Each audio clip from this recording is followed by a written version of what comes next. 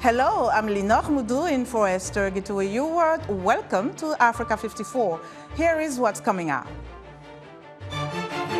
At least 11 people are confirmed dead and more than 60 are missing, including 26 children, following 2 migrant shipwrecks off Italy's southern shores. Internally displaced people in Burkina Faso seek to move away from reliance on charity by setting up businesses. And in our health report, telemedicine gains popularity, but for many in Africa, access remains limited due to poor infrastructure, insufficient information, and lack of adequate financing. All this and much more on today's Africa 54.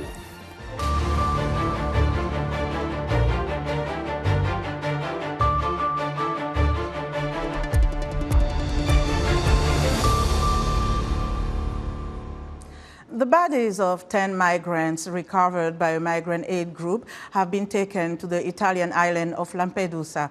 On Monday evening, the German-based ship says it picked up 51 people from a sinking wooden boat, including 2 who were unconscious, and found 10 bodies trapped in the lower deck of the vessel on Monday. The charity rescue ship says survivors were handed over to the Italian Coast Guard and taken ashore, while its rescue boat made its way to Lampedusa, towing the wooden boat with the deceased. Aid groups, Coast Guard officials, and UN agencies say 1 person was dead and more than 60 were missing, including 26 children, following the shipwreck of a migrant boat off Italy's southern shores. The agencies say the second shipwreck happened about 200 kilometers east of the Italian region of Calabria, as a boat that had departed from Turkey caught fire and overturned. Scores of Kenyans gathered outside Parliament Tuesday to protest controversial tax hikes, with police deploying tear gas and making at least 3 arrests. Kenya has struggled with a crippling cost of living crisis, which critics say will only worsen under the proposed levies. The cash-strapped government is defending the move, which is projected to raise $2.7 billion, or equivalent to nearly 2% of its gross domestic product. Mohammed Yusuf has more from Nairobi. Hundreds of protesters march in the Kenyan capital, Nairobi, demanding that lawmakers reject the proposed 2024 finance bill, which seeks to increase taxes on food items, motor vehicles, and financial transactions. Police fired tear gas on protesters, leading to running battles between the security officers and demonstrators Tuesday. Kenyans worry that adding more taxes will make their financial problems worse as they continue to grapple with the high cost of living. We need the prices of things to go down, no more billing. It's really hard for the country of Kenya. Thieves have increased because of that too. No job. The cost of living is really high. Youth don't have jobs. They keep on increasing taxes, and these taxes are really affecting us as normal Kenyans. They need to drop that finance bill. We need to work on that. They are going ahead to tax even medical supplies. Do they really want the people who are sick to die? Do they have no consideration for the people who are needy? I mean, can they listen to us? It's us who put them in that position. I live by luck to have food. I want to see that my MP Korauri. Let him vote yes, and I will visit him in his office. The government made changes to the tax proposal Tuesday morning after President William Ruto met with ruling party members. The government dropped the 16% bread tax and the 2.5% motor vehicle annual tax. But some Kenyans were not satisfied with the changes. I am aware that about an hour ago they've given a press statement on the amendments that they've made, but it is not enough. We, the people of Kenya, are demanding for the Finance Bill 2024 to be rejected in its totality. This budget destroys the Kenyan state. This budget makes us poorer. This budget makes production in Kenya very expensive. We cannot compete with our neighbors. Police have been successful in blocking protesters from accessing the parliament buildings. However, those against the finance bill feel they have just done enough to send a message to the lawmakers that they're not ready to pay more taxes than they already pay. Mohammed Yusuf, VOA News, Nairobi.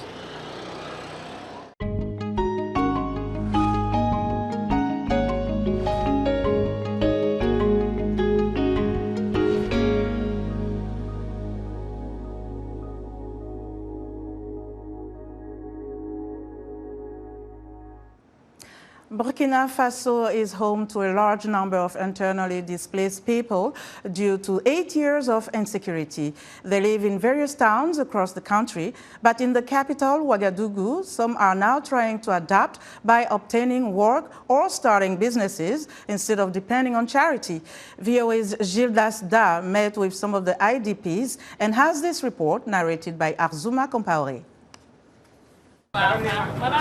More than 5 years ago, Yakuba Sawadogo, a farmer in his 40s, fled insecurity in his village of Silgaji and found refuge about 160 kilometers away in the capital city of Ouagadougou. When I arrived here, I didn't have a job. When you flee your village and then have no job, you try to manage little by little to get by. So I tried selling cell phone credit. And little by little, I opened this mobile money transfer store. Facing the challenge of rebuilding his life and a family of 7 to support, the man, now popularly known as Sayub Money, managed to get out of dependence on charity with the help of some residents of Ouagadougou. His perseverance paid off, and now Sayuba has established himself as a successful trader in the district of Tanguy. I've been doing mobile money operations for 5 years now. Thanks to this, I managed to take care of my family. Sayuba's small store, which also sells cell phone accessories, is frequented by customers. He says he assists other IDPs as much as he can, helping some to also start small businesses. A few kilometers away in the Hamdalai district, Amsetu, not her real name, is hard at work. Previously internally displaced, she took refuge in neighboring country Ghana before returning to her home in Ouagadougou. With her sewing machine under her arm, she has been making the rounds in the markets in search of customers. She is not your typical sewer. She actually goes out to customers when they ask for it. I'm back in Hamdalai sewing and earning a bit of money so I can take care of my family. I've mastered the sewing machine. If I can get permanent premises, that would be great. I can sew at least 1 suit a day. So really, that's all we live on. Between her and her immediate neighbor, a fruit seller who has sold out her day's stock, there's no letting up. The two internally displaced ladies often work in pairs to make sure they get their daily bread. They go together from place to place and advertise each other's business. Joining hands makes it easier to cope with the difficulties of IDP life. There are times when we manage to work, and there are times when there are no customers. So it's like that. In Ouagadougou, thousands of internally displaced persons are spread out to different parts of the city. Many have taken up activities that may be shunned by other displaced people to avoid relying solely on charity and remain resilient until the security crisis improves. Arzouma Compaoré for Gildas Da, VOA News, Ouagadougou, Burkina Faso.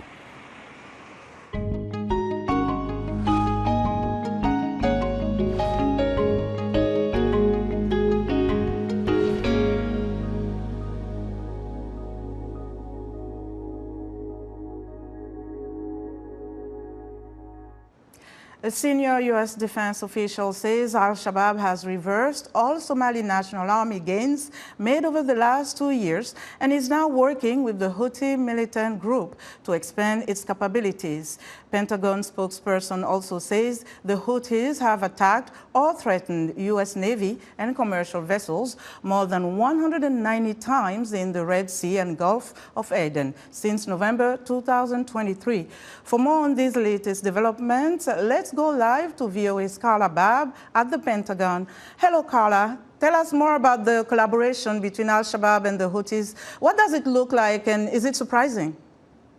Good evening. We are learning about this very new nascent collaboration between the Houthis and Al-Shabab. Yes, it is surprising, senior U.S. defense officials tell me, and it is concerning. A couple of years ago when we were looking at ties between the Houthis, we were looking at them trying to supply Islamic State, which is an enemy of Al-Shabaab, in that region through funding by Iran. Now we are seeing that the Houthis, because they want to be a threat that is taken more seriously, they are willing to reach out to Al-Shabaab to try to attack ships, primarily U.S. and U.K. ships, in a different area. As you pointed out, there's been more than 190 attacks by the Houthis in the Red Sea. They want to become a bigger deal, officials are telling me. They're trying to reach out of that region, and they see Al-Shabaab as a means to do it. For Al-Shabaab, they see a way to get more sophisticated drones and weapons. So while it's a very surprising and not a collaboration that you would expect, they're both working together to try to get what they want.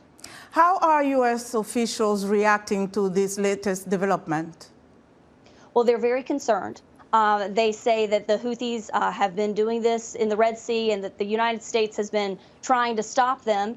The Houthis have, with those 190 attacks, I should point out that very few have actually hit ships, but they have had some success sinking the Ruby Mar, for example, and they want to cause problems elsewhere. They feel like they are doing this in support of Palestinians and Hamas in Gaza, but I will say that a Pentagon spokesperson pointed out that most of the ships that they're hitting have nothing to do with the conflict in Gaza. So that what they're doing is just trying to cause more conflict in the region. What does this mean for the security in the region? I mean, this could be, right now, it's too new. I don't have the intelligence with me. I was told by my senior U.S. defense officials that they're working to try to get some more details out to the public on this. But as you can see, if they expand from the Red Sea out into the Indian Ocean and elsewhere, this could become a big problem. And this is on the heels as Somalia has other problems within its territory as well. So what are the current challenges faced by the Somali government with this collaboration? Well, I have been told multiple things. So first of all, the Somali National Army had really made a push in central Somalia for the last 2 years and had made some gains against Al-Shabaab.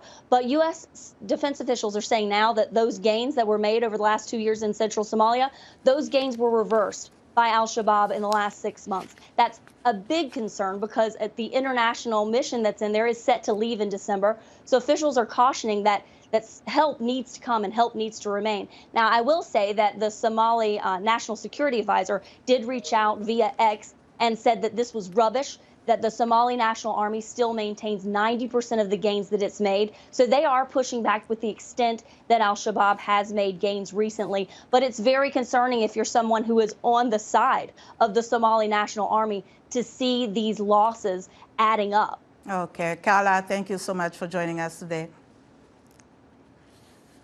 VOA Pentagon correspondent Carla Babb reporting live from the U.S. military headquarters in Arlington, Virginia.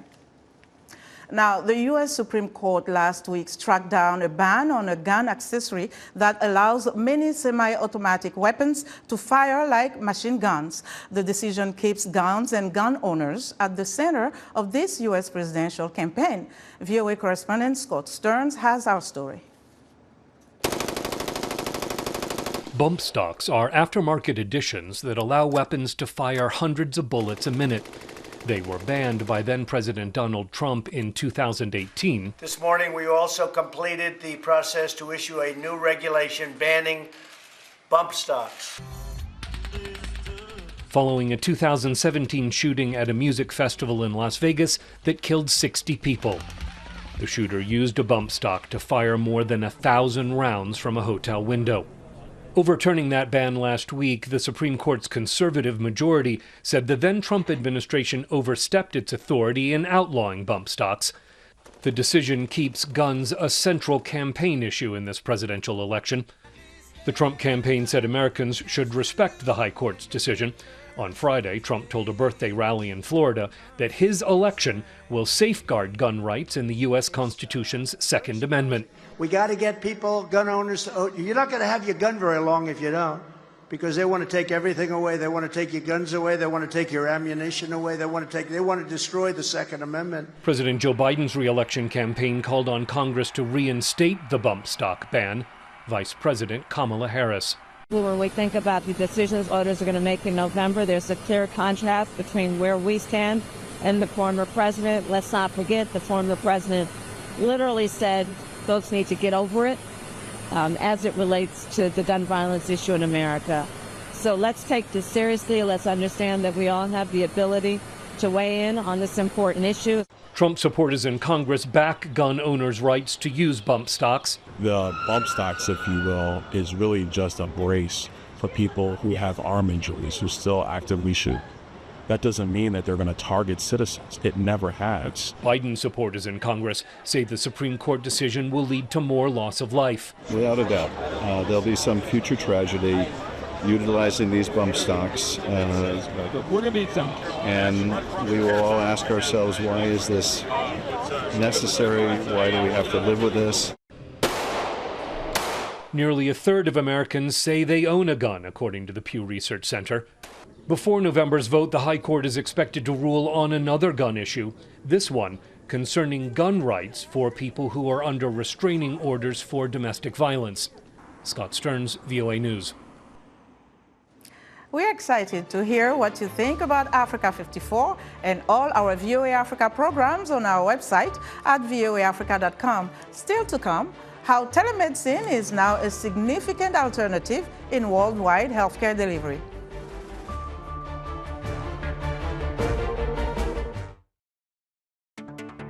On the next Straight Talk Africa, forced displacement surged to unprecedented levels worldwide in the last 2 years.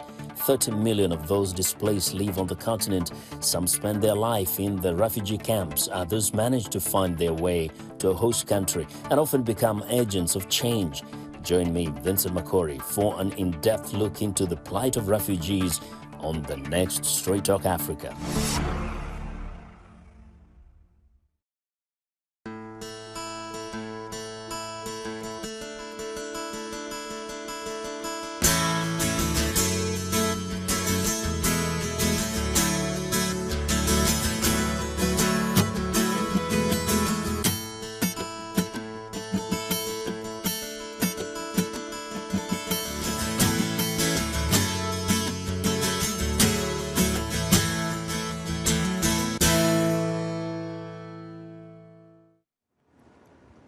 In other news, in Burundi, the return to international favor and benefits like development assistance that come with it has been slow. The list of commodities in short supply in recent months has ranged from fuel to sugar. But an electricity shortage is hitting the hardest, slowing attempts at economic recovery. U.S. civil rights lawyer and jazz pianist Brian Stevenson and Pulitzer-winning American jazz artist Wynton Marsalis are debuting a new live performance album of historic jazz records created in time for Wednesday's U.S. Juneteenth commemoration to protest racial injustice. Freedom, Justice, and Hope includes a new arrangement of legend John Coltrane's Alabama. The song pays homage to the 4 black girls killed when the Ku Klux Klan bombed Birmingham's 16th Street, provide students from poor families with sanitary pads so that they do not have to miss school because they are menstruating. Victoria Amunga reports from Nairobi.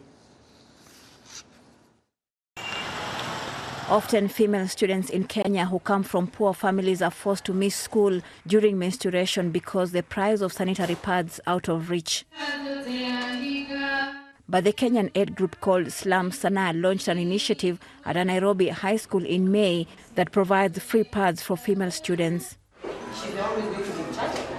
Here is how they're dispensed to students at schools. Each girl is given a special card they can use at an ATM machine that has been converted to dispense sanitary pads.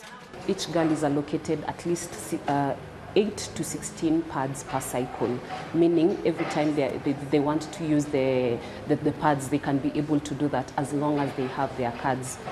Another thing is that if they don't have their cards, let's say they forget it at home or someone misplaces them, the teachers are given an extra card. The Kenyan government says studies show girls from poor families miss 20% of school days each year because they do not have sanitary pads. The pad dispenser machine can hold up to 36 pads and run on solar power in remote areas, says Munira Twahir, the creator of what's called Ari the Pad ATM. Technology is very important in solving these problems, especially in the space that we're in, which is menstrual health management. There's not a lot of hardware technology or hybrid technology to solve it. So I think this allows for students to have autonomy, so we cut off the middleman. Officials say the initiative is being implemented in Nairobi and they hope to expand it to other parts of the country too. Quinta Atieno is one of the about 1,200 students who officials say have a pad dispenser card. It's going to help us maintain being in school. Now you see most of our parents are not going to be required to buy the sanitary pads themselves since it's easily accessible in school. A 2017 law, Kenya says female students who reach puberty must be provided free sanitary pads, but educators say a lack of access continues to be a big problem and affects students who cannot afford them. Our girls suffer from low self-esteem because of those issues of begging from people. They beg from the teachers who are in school. They even come to the principal's office to say they don't have a pad and they are on their menses. And we've tried to support as many as possible, but the numbers are beyond our ability. Activists are pressing Kenya to waive taxes on sanitary pads to lower the cost. Until then, advocates say technologies like the pad dispenser help lift the burden from the girls and allow them to attend class just like other students. Victoria Amunga, VOA News, Nairobi. Telemedicine or telehealth is now a significant alternative in healthcare delivery worldwide. The practice ramped up during the COVID-19 global pandemic. The healthcare delivery model gained momentum in Africa before the coronavirus outbreak, driven by the rapid expansion of mobile networks and internet connectivity across the continent. Observers say telemedicine offers a unique opportunity to provide needed care for all and everywhere. However, access remains limited in parts of Africa due to issues such as poor infrastructure and lack of adequate financing. I spoke with Jacques Bonjawo, author, computer scientist, and president and CEO of Ocean Innovation Center. He played a significant role in introducing and expanding telemedicine in Cameroon and beyond. Telemedicine, it's all about medicine from the distance, meaning that when people are in remote areas, they don't always have easy access to healthcare. So they are like the underserved. To make sure that these people do have access to quality healthcare, you have to set up the telemedicine system, which simply means that they can have remote consultation. Okay. You can see a doctor via video conference. You can see a doctor and have your consultation from a remote area, wherever the doctor is. The doctor doesn't even have to be in the same country as you are. The doctor can be in a different country. When you started, you were basically a pioneer. How do you assess how telemedicine grew on the continent? There has been significant progress, I should say. For instance, when you look at the smartphone in Africa, a lot of people have smartphones, and we thought that mobile technology was one of the best ways to leverage the power of telemedicine. As a matter of fact, even in the remote areas or remote villages, most people have cell phones. So we use that for health education. We use that for telemedicine. We use that for distant learning or distant training. And that's worked very well. How does telemedicine ensure data privacy for patients? Yeah, first of all, you have to set up a system that is very robust in terms of security. For instance, we use, as technicians, we use what you call end-to-end encryption, meaning the data is encrypted from one end to the other end. That really secures that you're not going to violate the privacy of the patient. But having said that, there would still be people who could try to get the confidentiality of the data. That has nothing to do with the technology itself. It just has to do with the way you use the technology. Now, let's talk about the limitations of telemedicine. It's a great addition to healthcare in general, and but it cannot do everything. Yes, one of the challenges or the limitation, if you will, is the cost of implementing the telemedicine. The other challenge is the fact that, as I said, when you go in to see a doctor, it's not the same thing as seeing the doctor remotely, so to speak. It's not exactly the same thing, even if you can get the same cure, but it's not exactly the same thing. Yes. As you know, sometimes just seeing a doctor, it's enough for some type of patient just to get healed. We know that. Yes. Therefore, that's one of the challenges. I would say that another challenge is the fact that it's the adoption. People have to really adopt telemedicine, because in some countries you still have some kind of cultural barriers, so to speak. You know, people don't want things like technology to interfere with their health. And also, you mentioned it, the privacy, the data privacy. What are the key regulatory issues affecting telemedicine today, especially when we look at Africa? How well regulated is it? There is lack of regulation, so to speak. And that's a problem, because when you want to implement telemedicine, you need to have some kind of license to do that. So there is a licensing issue. Who should give you the license? It's the government. Yes. And if there's no license, what you're doing, it's in a way illegal. Illegal. Absolutely illegal. So we were working on telemedicine, at least at the beginning, knowing that we were doing good, but at the same time, it was sort of illegal. Okay, and finally, how can telemedicine be more accessible on the continent? More accessible means having more infrastructure, technology infrastructure, having more access to the internet, to electricity, and therefore the government has to do something about it, to invest a lot. It also means that the cost has to be reduced in a sense, because if the cost is relatively high, a patient will not be able to pay for their health. Jacques Bonjawe, thank you so much. We appreciate your time. Thank you. That was Jacques Bonjawe, author, computer scientist, president and CEO of the Ocean Innovation Center in Cameroon. And that's our show for today. Be sure to watch Africa 54 on our website at voaafrica.com. From all of us here in Washington, thanks for watching.